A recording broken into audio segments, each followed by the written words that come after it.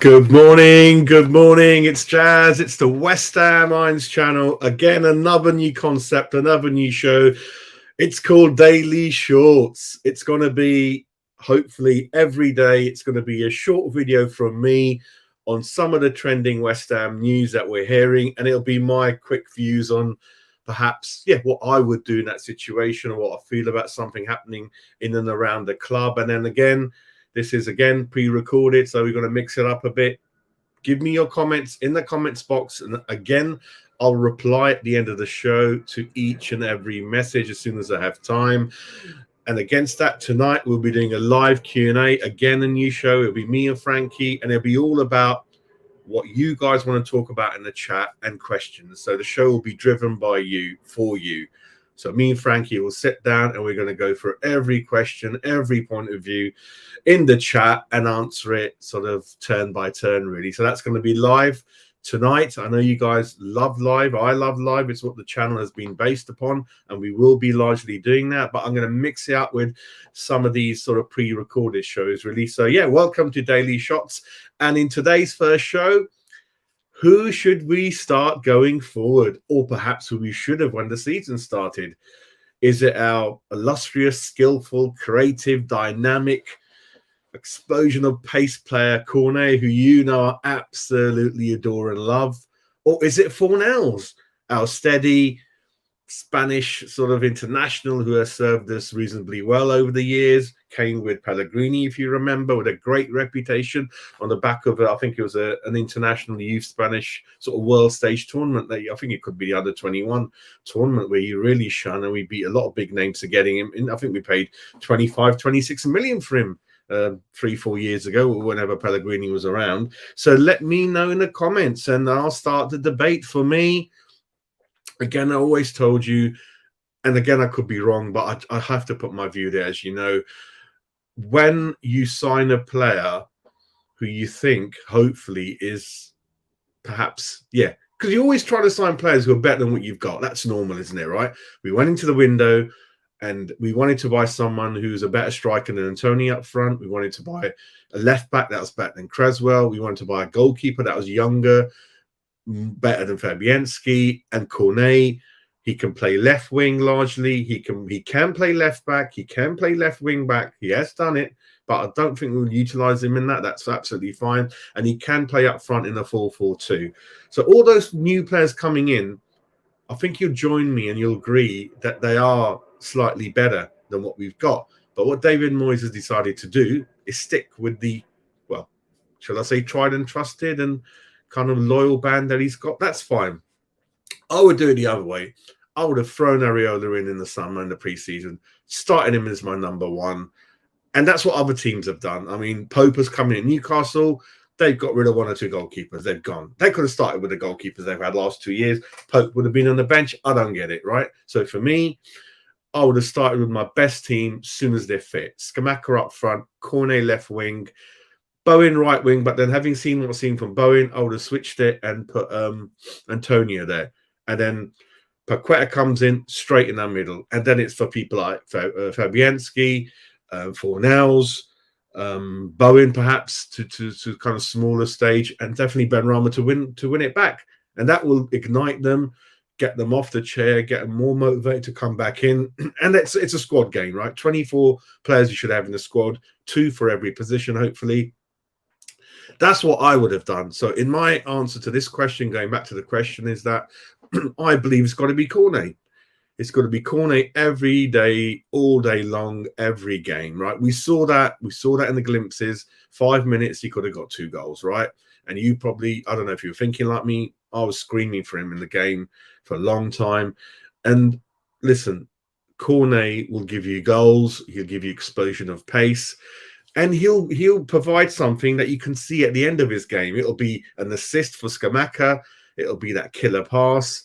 And for me, we are desperately in need of goals and finishes. And he's a striker who can finish. And a winger, a bit like Salah, not on that level, obviously, but that type of player who can finish. And Fornals, as we know, his finishing is all over the place. It's probably the thing we kind of most complain about Fornals. He works hard, no doubt. I'm sure Cornet will as well. He can put his foot in, the boy. I've seen that. So Fornals, why David Moyes likes him and why he's probably perhaps quite popular amongst the fans, and rightly so, is that he works very, very hard. But you often see him doing the left-back jobs role because Krasi's not been up to it. And you see him there more often than not. That's good to see, but I'd rather than see him further up the pitch. So for me, all right, he's a good, hard-working player, but not dissimilar to Bowen. But at least Bowen's got one or two other things to his game, right? If you want to work hard, you want to see it in the CDM position. The three who play up front, or the four, you can see it to a certain extent, but that shouldn't be the best thing they can do. That's not really what I'd look at. The three, one up front, you look for pace, creativity, invention, passing, skill, that kind of thing. So for me, I don't think Fornals provides a good finish. He does assist, but sometimes not too much. There's been a number of games where perhaps that's happened. I think you've got to put Cornet in. And the game's obviously silly thing for me to say. We're in the bottom three. Reasonable amount of games have gone past. For me, we've got to get points for the next 3-4 games. It's a crucial month for us. And with a clean slate, and again, I won't say nothing to David Moyes. Next 3-4 games, I'll watch, and then I'll conservatively provide my feedback and the worries there. So you've got to start with a clean slate. But I got a feeling it's going to be Scamacca, Cornet starting Europa. They're going to be on the bench for the next league game. And it's driving me mad inside. Absolutely driving me mad. So for me, Fornals, great squad player. Very, very hardworking. Sometimes I would say to David, set up defensively sometimes. And we saw what my comments about Chelsea Spurs were. They're not that good as they have been. And last night you saw what happened to Chelsea. So for me, if you do really have to start defensively, then pick Fornals in some kind of formation like that if you want, right? But when you, more likely than not, you've got to be confident enough to go at the opposition team, and I'll pick Cornet over Fornals all day long, right? But I would not sell Fornals. He's a good squad player. Mix it up a bit. But the worry is that Cornet came to the club with a great season behind him, hugely on form, and he's just not being used. And if you don't use him, you keep bringing him on after 85 minutes. What is he going to do in 5 minutes? And then Moyes will go back to the board and say, I told you so, I told you so. And then he'll just become a League Cup, FA Cup, Europa player. And then that form's gone. If you're not regularly playing, you're not going to be match fit. You're not going to be used to anyone. You've got to use players as much as 90 minutes as you can in a good 5, 6, 7 game run, right? And I keep saying that's what you got to do. You can't keep pinging them in and out, and that kind of thing, really. So for me, it's got to be Cornet all day long. He's got to start from now on. Scamacca's got to start up front as and when he's fit, and Tony's got to start in that Bowen role. So Bowen and Tony have got to fight for that one spot. I do not want players in the wrong spots, right? If you don't have, I mean, Benrahma, Paqueta, brilliant. They're fighting for that number 10 shirt. That's great, right? Really, they should be in the same team. It'll be a bit too soft. But although I have seen Paqueta, he's got a good physical side to him. He's much more stronger, taller than Benrahma, and he can win it back. And then for the other side, you've got Cornet and Fornals fighting for a place. So we really need to address a couple of things in the window. Get Scamacca's replacement as a backup. Get one more CDM in there, so you've got 4 of them in there, haven't you? You've got Downs in there as well, who won't be used. So anything happens to Rice and Souček, I think you're going to be a bit stuck. Perhaps we need to look at the right-back position. We'll see how it goes up to Christmas. That's the kind of thing, isn't it? So hopefully, centre-back position, hopefully not too many injuries down. So I think, what's his name? Dawson's back in about 4 games' time. So in this debate for me, based on what I've said and argued, it's got to be Cornet all day long, really. But with respect to Fornals to still be involved, part of the squad, good age. They're both about 25, 26. But you use it. You buy players.